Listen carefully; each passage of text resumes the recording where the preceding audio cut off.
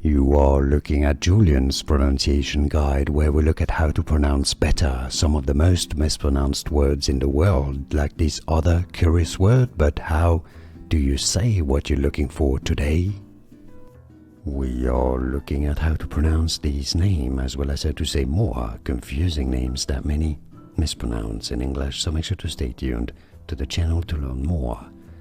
In English it's not said Ava, it might be in some other languages, but in English Ava is how you say it. And now you know. More videos for you here to learn more correct pronunciations. Like this video if you found it useful, it helps me a lot, appreciate it, and thanks for watching. Here are more videos on how to pronounce more confusing words and names too many mispronounced. Like this video if you found it useful, I appreciate your support. I'll see you soon and thanks for watching.